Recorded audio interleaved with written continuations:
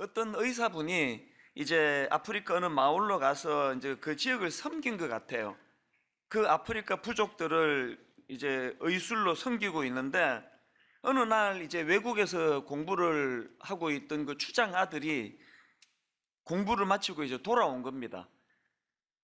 뭐 외국에서 공부하던 그 추장 아들이 돌아왔으니까 뭐 엘리트 중에 엘리트 아니겠습니까? 그래서 모든 그 사람들의 그 초미의 관심사가 뭐냐 하니까 저렇게 잘생기고 똑똑한 추장 아들이 도대체 누구와 결혼을 하는가 이거예요. 어느 그 우리 마을의 어느 그 처녀와 이제 결혼을 하게 될까 이게 이제 초미의 관심사인데요. 어느 날 이제 소문이 막 나는 게 이제 그 추장 아들이 이제 청혼할 아가씨를 결정했단다. 이런 말들이 나더니 어느 날입니다. 이제 그 청혼을 하러 그 아가씨의 집을 향해 가고 있는데요. 그 부족의 그 결혼과 관련한 독특한 풍습이 하나 있었습니다. 그게 뭐냐 하니까 남자가 청혼할 때 그 청혼하러 집으로 갈 때 이 암소 한 마리를 끌고 가는 거예요.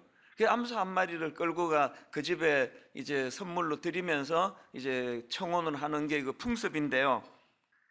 보통 이제 암소 한 마리를 뭐 몰고 가는 게 대부분이고요. 좀 특별한 경우에 암소 두 마리를 이제 끌고 가는 경우도 간혹 있고요.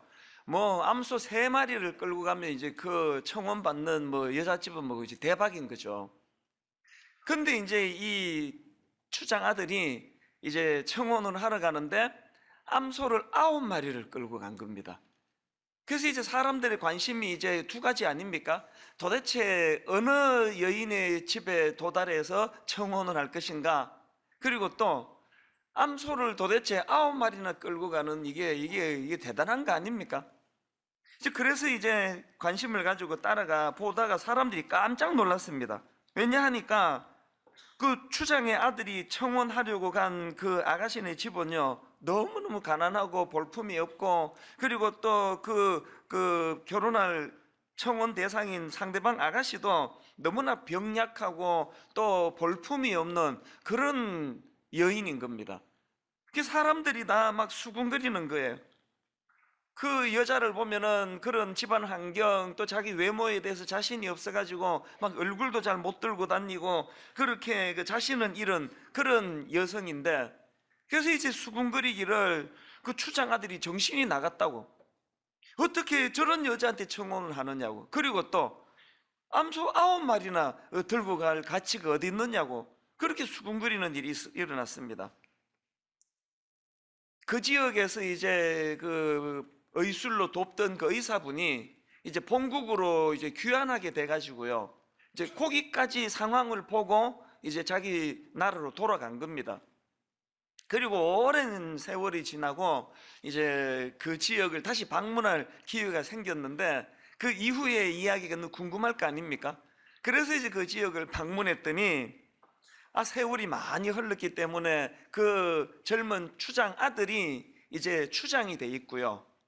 그리고 이제 그 결혼한 그 당시로 암소 9마리를 끌고 간 그 그 당시로 이제 예비 신부였는데 그분을 이렇게 만났는데 이 의사분이 깜짝 놀란 거예요. 그때 보던 그 사람이 아닙니다.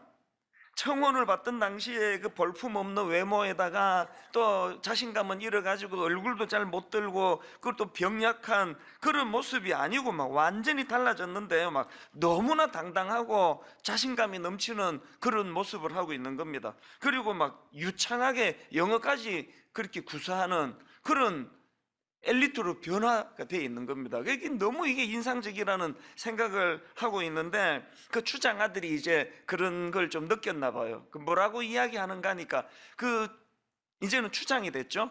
그 당시 그 추장 아들의 이야기가 너무나 감동적이에요. 잠 들어보세요. 사실 그 당시에 암소 한 마리면 충분히 혼인승낙을 얻을 수 있었지만 문제는 그 청혼의 순간에 몇 마리의 암소를 받느냐가 평생의 자기 가치를 결정할 수도 있다는 점이었습니다. 저는 아내를 사랑했습니다. 저는 제 아내가 평생 자신의 가치를 암소 한두 마리 값에 한정하고 사는 것을 원치 않았습니다. 처음에 아내는 9마리의 암소 때문에 무척 놀란 듯 했습니다. 그랬는데 아내는 그 후로 자신의 가치를 9마리에 걸맞게 하려고 노력했던 것 같습니다.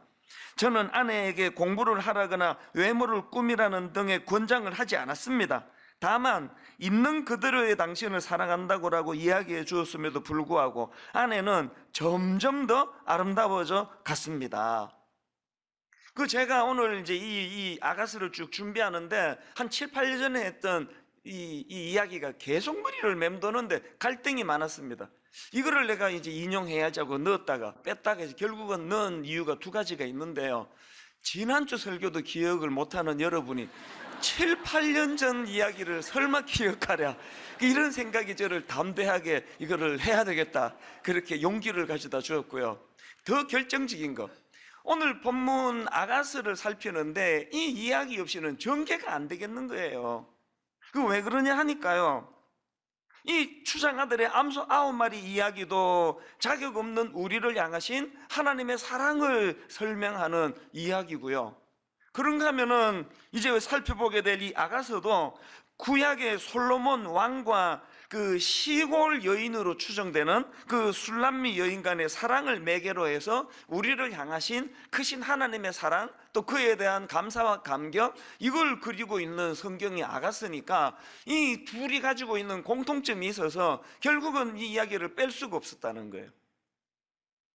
이런 점에서 제가 오늘 본문을 묵상하는데 자꾸 그 암소 9마리 그 이야기가 떠올려졌는데요, 이런 면에서 이제 오늘 본문을 살펴보면은 이 하나님의 사랑을 경험한 그 사람은 그 볼품없고 병약하고 자신감을 잃어버린 그 여인이 그 암소 9마리를 끌고 온 그 추장 아들의 사랑을 받아 누렸을 때 그렇게 자신감이 회복이 되고 그렇게 당당하게 살 수 있었다면 이게 바로 오늘 예수 믿는 우리들의 모습이어야 하는 거 아닐까. 그리고 오늘 아가스가 이걸 지금 강조하기 위하여 여기다 기록해 놓은 게 아닐까, 그런 생각을 하게 된 겁니다. 그런 관점으로 제가 본문을 묵상하다가 보니까요, 특별히 그 깨달은 게 뭐냐, 이 하나님의 사랑을 많이 경험하면 많이 경험할수록 그런 사람들에게서 발견되는 모습들이, 두드러지는 모습들이 몇 가지 있는데 이걸 제가 간단하게 좀 정리를 해서 말씀을 드리려고 합니다. 여러분, 하나님의 사랑을 많이 받아 누린 사람일수록 그 사람들에게서 보여지는 그 모습이 한 3가지 정도 제가 정리가 되는데요. 첫째로 여러분, 하나님의 사랑을 많이 받아 누릴수록 그 내면의 낮은 자존감이 치유가 된다는 사실이에요. 오늘 본문 2장 1절과 2절이 바로 그 내용을 다루고 있는데요. 자, 1절입니다. 나는 사론에 수선하여 골짜기에 백합화로다. 그리고 2절, 여자들 중에 내 사랑은 가시나무 가운데 백합화 같도다. 이게 우리말 성경으로는 이게 도통 무슨 뜻인지 알 수가 없게 되어 있습니다. 이 세 번역으로 보면은 이게 설명이 확 눈에 들어오는데요. 자, 1절을 세 번역으로 다시 보십시오. 여기 보니까 설명을 넣어놨죠. 1절은 누가 말했느냐? 여자가 말했습니다. 나는 샤론의 수선화 골짜기에 핀 나리꽃이라오. 그랬더니 2절은 남자가 또 말한 게 2절을 보십시오. 가시덤불 속에 핀 나리꽃, 아가씨들 가운데서도 나의 사랑 그대가 바로 그랬소. 이 흐름이 이해가 되시죠? 자, 이거를 이제 이해를 바탕으로 우리 개정개역 성경을 다시 한번 보십시오. 1절에 이렇게 되어 있습니다. 여자가 이렇게 말합니다. 나는 사론에 수선하여 골짜기에 백합화로다. 그랬더니 2절에서 남자가 이렇게 말합니다. 여자들 중에 내 사랑은 가시나무 가운데 백합화로다. 여기 보니까 그 여성은 자기를 향해 골짜기에 백합화라고 묘사하고 있고요, 남자는 이 1절의 여자의 생각을 어떻게 교정해 주느냐, 골짜기에 백합화가 아니라 백합화는 백합화인데 가시나무 가운데 백합화라는 거예요.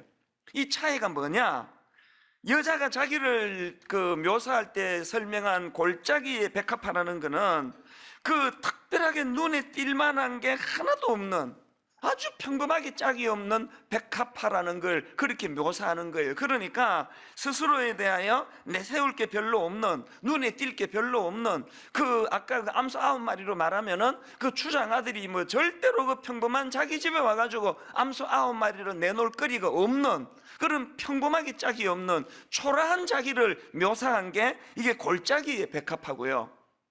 여기에 반해가지고 그 남자가 설명하는 너는 골짜기의 백합화가 아니라 가시나무 가운데 백합화 같도다. 여기서 가시나무는 뭘 강조하느냐? 서로 뒤엉켜가지고요, 그 땔감으로 말고는 쓰일 데가 없는 존재, 이게 가시나무예요.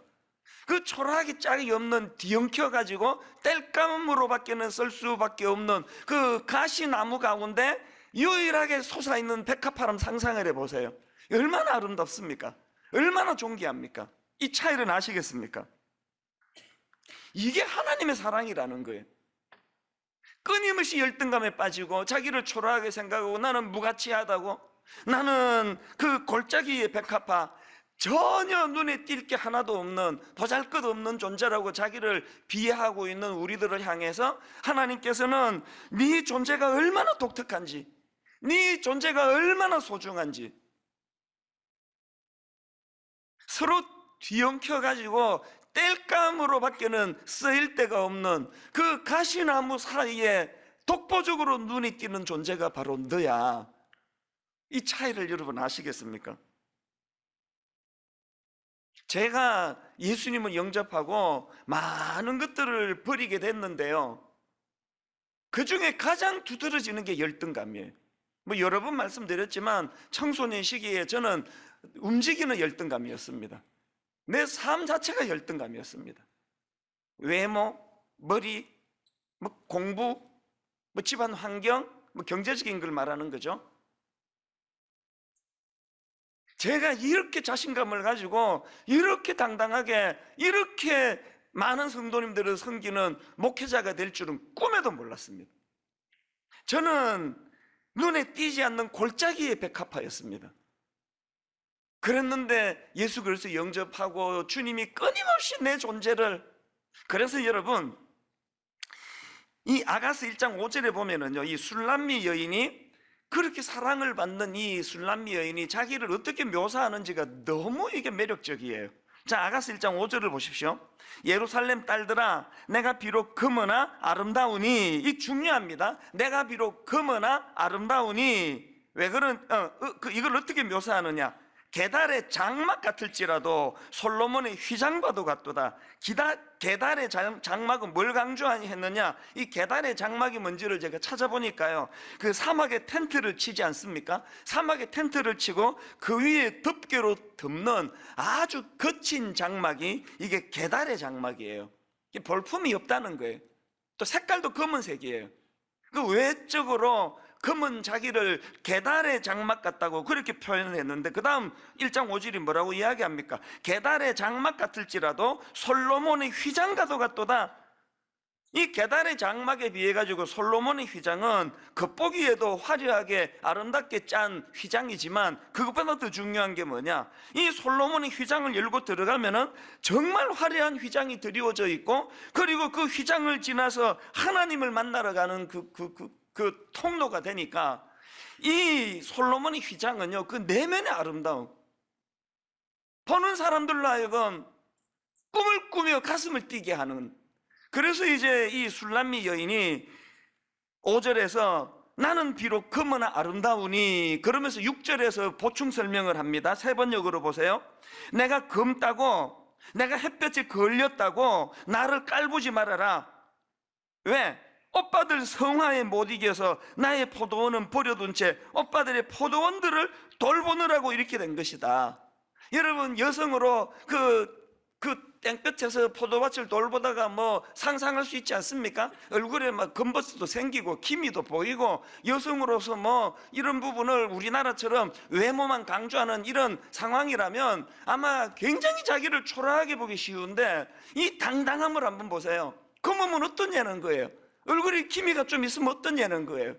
나는 내게 맡겨진 할 일을 하고 역할을 감당하고, 그래서 겉으로는 내 모습이 게달의 장막같이 볼품이 없을지라도 사실은 나는 솔로몬의 휘장과 같이 열고 들어가면 더 아름답고 열고 들어가면 더 아름다운 그런 존재라고. 오늘 여러분 예수 믿는 우리가 이런 당당함이 없다면은 벌써 지금 이런 하나님의 그 메시지가 뭔지를 잘 모른다는 거예요. 제가 이 말씀을 준비하는 동안에 로마서 5장 6절, 로마서 5장 8절 이 말씀들이 계속 제 마음에 울림이 되는 겁니다. 우리가 선포해야 되는 게 이거 아닙니까? 우리가 아직 연약할 때에 기약대로 그리스도께서 경건하지 않은 자를 위하여 죽으셨도다. 로마서 5장 8절, 우리가 아직 죄인 되었을 때에 그리스도께서 우리를 위하여 죽으심으로 하나님께서 우리에 대한 자기의 사랑을 확정하셨느니라. 비록 나는 검지만, 나는 비록 외모가 볼품이 없지만, 비록 경제적으로 어렵지만, 비록 내세울 게 하나도 없는 그냥 많은 그 들꽃 중에 눈에 띌 게 없는 한 들꽃에 불과하지만, 이런 초라한 나를 얼마나 하나님이 가치 있게 보셨는지. 십자가가 뭡니까? 십자가의 의미가 뭡니까? 암소 한 마리로 내게 청혼하는 그 정도도 아닌 볼품없는 나에게 주님은 암소 9마리를 이끌고 날 청혼하신 정도가 아니라 당신의 목숨을 내어놓고 십자가를 망설임 없이 내어놓고 우리를 건져주실 만큼 우리를 가치 있는 존재로 여겨주셨다는 거 아닙니까? 그래서 믿음이 좋은데 열등감이 많다. 코미디예요. 성경을 많이 읽는데 열등감이 많다. 그거 안 읽은 거나 똑같습니다. 제가 외모에 열등감이 많았던 이유는요, 우리 고모 중에 그 직구전 분이 계세요. 그래가지고 그 어린 저보고 그냥 집에만 놀러면 아이고 찬순이는 못생겼다 니도 알지? 난 모르겠는데, 난 아무리 봐도 난 잘생겼는데. 여러분 그 애들 보고 그러는 거 아닙니다. 그 하여튼 막 집에만 오면은 저보고 아이고 못생겼다. 그 집 아들도 그렇게 잘생긴 편은 아닌데 그렇게 저만 보면은 그렇게 이야기를 하시더라고요. 사실 이게 제게 굉장히 영향을 미쳤어요. 그래서 제가 너무 이게 외모에 열등감이 많았는데 결혼을 했더니 제 아내가 진짜 좋은 여자예요. 신혼 때 막 늘 얼굴을 이렇게 감싸면서 정말 귀엽게 생겼다, 정말 귀엽게 생겼다. 신혼 때 계속 그 얼굴을 이러면서 어떻게 남자가 이렇게 귀엽게 나보다 7살이나 어린 여자가 말이에요. 그게 여러분 진짜 굉장히 그 치유가 일어나더라고요. 잘생기진 않았는데 귀여운가 보다, 그렇게 생각하고 그걸 보니까 또 그렇게 보이더라고요. 여러분, 누구가 무엇이 여러분으로 하여금 열등감을 유발시키게 만든 동기가 됐는지 모르지만 그건 각각의 사람마다 다 다르지만 치유법은 똑같습니다. 암소 9마리로 나를, 내 가치를 인정해 주신 그 추장 아들 같은 분이 하나님이시고, 하나님은 그 사실을 말로가 아니라 온 몸으로 보여주신 그게 십자가예요. 십자가. 새해에는 여러분 이 하나님의 사랑을 많이 누리게 되시기를 바랍니다. 내가 검다고, 내가 햇볕에 좀 걸렸다고 나 깔보지 마라. 나 좀 가난하다고, 내 지금 직장을 잘 못 구하는 것 때문에 나 깔보지 마라. 니들이 깔볼 만한 그런 사람 아니다. 나는 암소 9마리로 청혼을 받은 사람이다, 영적으로. 여러분 새해에는 여러분 안에 열등감이 다 사라지게 되기를 주님 이름으로 축복합니다. 두 번째로요, 하나님 사랑을 많이 받은 사람은 어떤 열매를 누리느냐? 보호하심으로 인한 안정감을 회복합니다. 안정감. 이 보호하심으로 인한 안정감, 무슨 근거로 이런 말씀을 드리느냐? 3절에서 그 여인이 이렇게 고백합니다. 남자들 중에 나의 사랑하는 자는 숲풀 가운데 사과나무 같구나.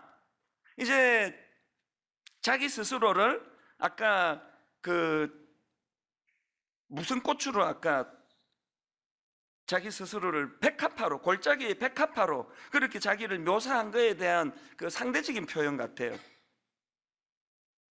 남자들 중에 나의 사랑하는 자는 숲풀 가운데 사과나무 같구나. 내가 그 그늘에 앉아서 심히 기뻐하였고 그 열매는 입에 달았도다. 여기 보니까요, 그 사과나무 같은 그 남자로 인해 가지고 두 가지 혜택을 누리는데, 첫째가 그 남자가 제공해 주는 게, 첫째가 그늘이에요. 그늘. 내가 그 그늘에 앉아서 심히 기뻐하였고, 여기 나오는 그늘은 하나님의 보호하심을 상징하는 표현 아니겠습니까? 시편 17편 8절, 나를 눈동자같이 지키시고 주의 날개 그늘 아래에 감추사. 하나님의 보호하심을 이렇게 표현하는 거 아닙니까? 시편 36편 7절, 하나님이여 주의 인자하심이 어찌 그리 보배로우신지요. 사람들이 주의 날개 그늘 아래에 피하나이다. 하나님의 보호하심을 이렇게 표현한 거 아닙니까? 그런가 하면은 그 숲의 사과나무 같은 그 남자가 제공해 주는 게 하나 더 있는데, 열매를 누리는 거예요. 3절을 다시 보십시오. 내가 그 그늘에 앉아서 심히 기뻐하였고 그 열매는 내 입에 달았도다. 여러분, 새해에는 이 두 가지, 사과나무 같으신 우리 하나님께서 주시는 이 두 가지 특별한 은혜를 누리시기 바랍니다. 위기 때마다, 장렬하는 태양볕 아래에서 고통이 찾아올 때마다 그늘을 제공해 주시는 하나님, 그리고 그늘에 앉아서 내 열매를 네가 누려라. 그늘에 앉아 그 하나님 주시는 열매를 받아 누리는 기쁨을 새해에는 많이 누리게 되시기를 바랍니다. 마지막 세 번째로 하나님의 사랑을 받는 사람들이 누리는 결과가 하나 더 있는데요, 다시 시작할 용기를 얻는다는 겁니다. 10절에 남아있죠. 나의 사랑하는 자가 내게 말하여 이르기를 나의 사랑 내 어여쁜 자야 일어나서 함께 가자. 그리고는 11절부터 부연 설명을 이렇게 합니다. 겨울도 지나고 비도 그쳤고 지면에는 꽃이 피고 새가 노래할 때가 이르렀는데 비둘기의 소리가 우리 땅에 들리는구나. 무화과 나무에는 푸른 열매가 익었고 포도나무는 꽃을 피워 향기를 토하는구나. 나의 사랑 나의 어여쁜 자야 일어나서 함께 가자. 오늘 본문의 배경인 그 팔레스타인 지역은요, 겨울에 그 비가 많이 내리는 겨울에 장마철이 있다는 거예요. 그 추운데, 그 우중충한 그 구름이 끼고 오래 이 겨울 장마가 계속되는 긴 겨울이 끝나고 이제 새날이 밝았다. 그러니 이제 집에만 움츠려 있지 말고 일어나 나와 함께 가자. 제가 아무리 생각하고 또 생각해도 오늘 우리 대한민국은요, 화창한 봄날 아니에요. 오늘도 제가 하루 종일 텔레비전에서 그 정치가들이 나와가지고 그 청문회 하는 거를 보고 있자니 그냥 마음이 답답해지더라고요. 그냥 마음이 답답해지더라고요.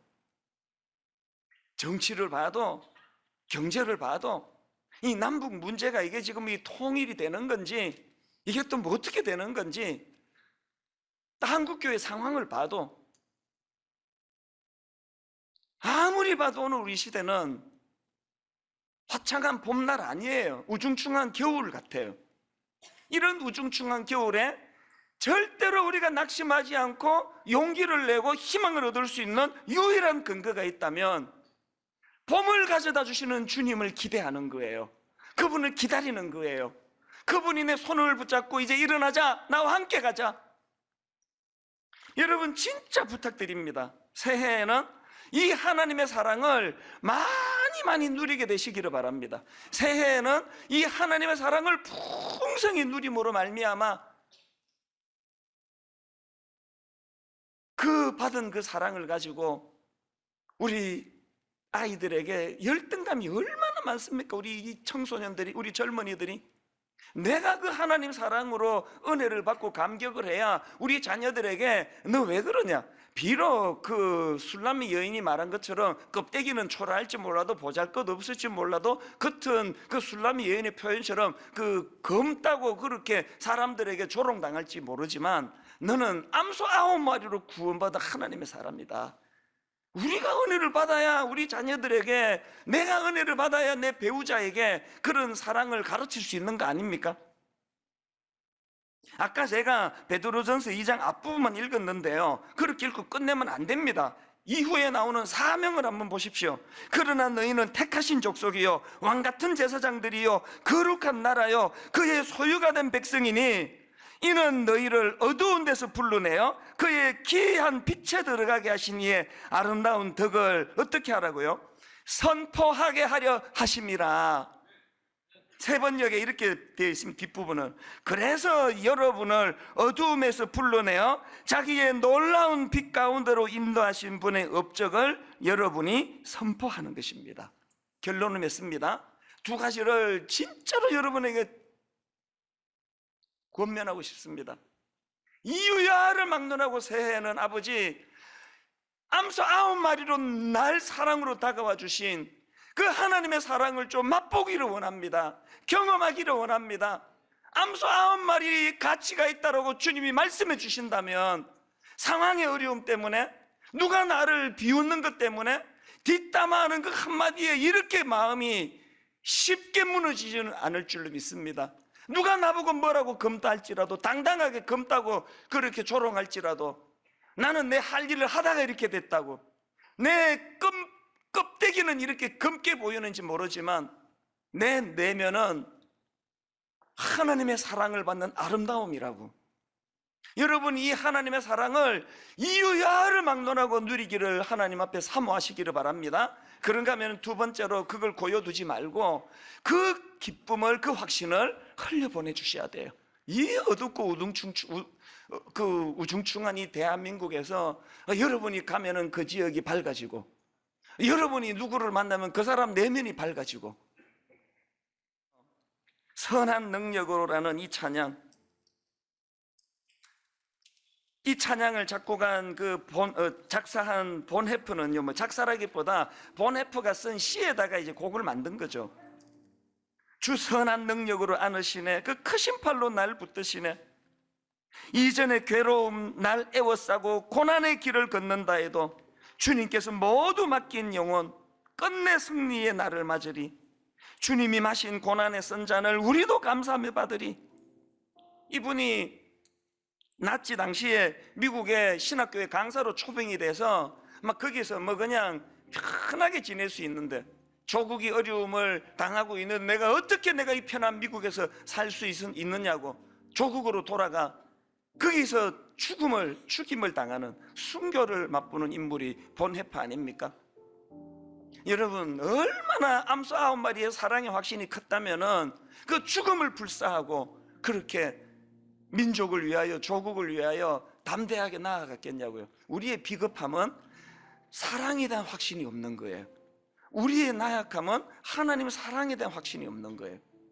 오늘 이 찬양 같이 한번 불러보실 동안에 성령님이 네가 어떤 사랑으로 이 자리까지 오게 되었는지 그 깨달음이 있는 예배가 되기를 바랍니다. 우리 찬양 같이 한번 불러보시겠습니다. 주 선한 능력으로, 주 선한 능력으로 안으시네, 그 크신 팔로 날 붙드시네, 절망 속에도 흔들리지 않고 사랑하는 주 얼굴 구하리. 이전에 괴로운 날 애워싸고 고난의 길을 걷는다 해도 여러분 사명이 사명, 주님께 모두 맡긴 우리 영혼 끝내 승리의 날을 맞으리. 여러분 준비되셨습니까? 이렇게 선포합니다. 선한 능력으로 일어서리. 주만 의지하리. 믿음으로 우리 고대하네 주 오실 그날 영광의 새날을 맞이하리. 우리의 사명을 기억하십시오. 주님이 마신 고난의 쓴 잔을 사명을 감당하되 우리도 감사하며 받으리. 주님의 남은 고난 채워가며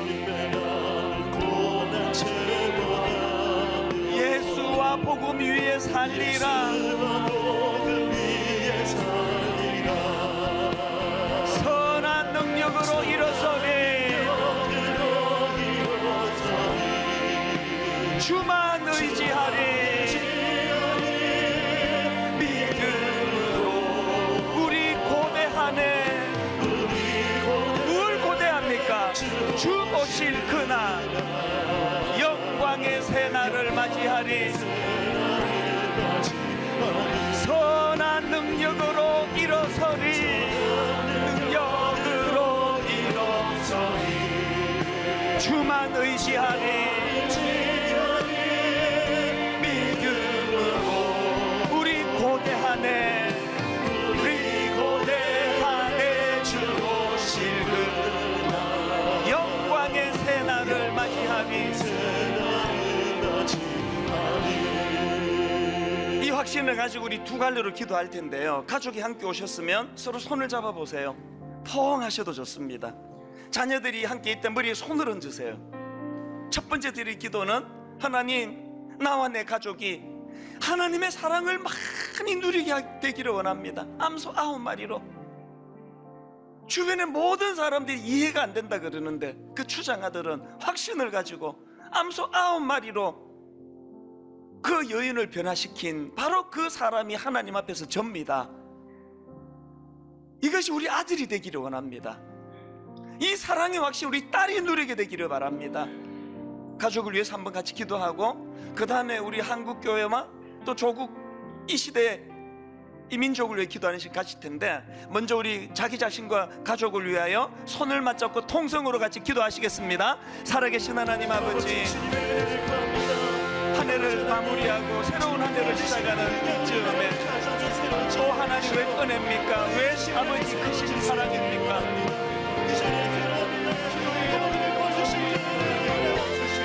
하나님 아버지, 우리 부모들의 연약함을 용서하여 주시옵소서.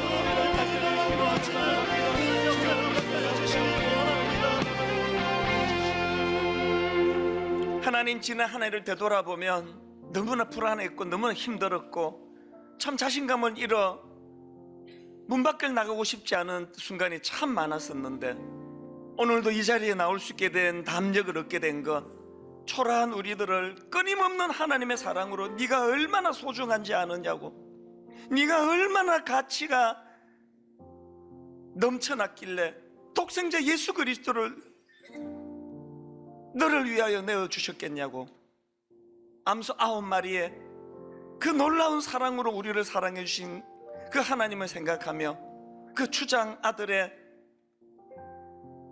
그 아내가 놀라운 변화를 일으키는 것처럼 자기에게 자신할 수 없어 고개도 잘 들지 못했던 그 여인이 자신감으로 무장된 당당한 모습으로 변화될 수 있었던 건 자기의 존재를, 자기의 가치를 인정해주는 고마운 남편의 힘이었다고 한다면, 우리 하나님이 우리에게 술람미 여인을 향한 솔로몬과 같은 사랑인 줄 믿습니다. 한국교회가 이 사랑의 자신감을 회복할 수 있도록 은혜 내려 주시옵소서. 우리 조국 대한민국이 참 먹구름은 다 사라지고, 아버지, 우리가 꿈꾸던 조국 통일이 이루어질 뿐만 아니라 그 이전에 분열된 우리 대한민국 하나 되는 역사를 허락하여 주시옵소서. 하나 되는 역사가 일어나되 주님의 사랑으로 그런 일이 일어나도록 인도하여 주시옵소서. 그런 일이 일어나되 한국교회가 각성하고 회개하고 돌이켜 부흥을 맛봄으로 그런 일이 일어나도록 함께하여 주시옵소서.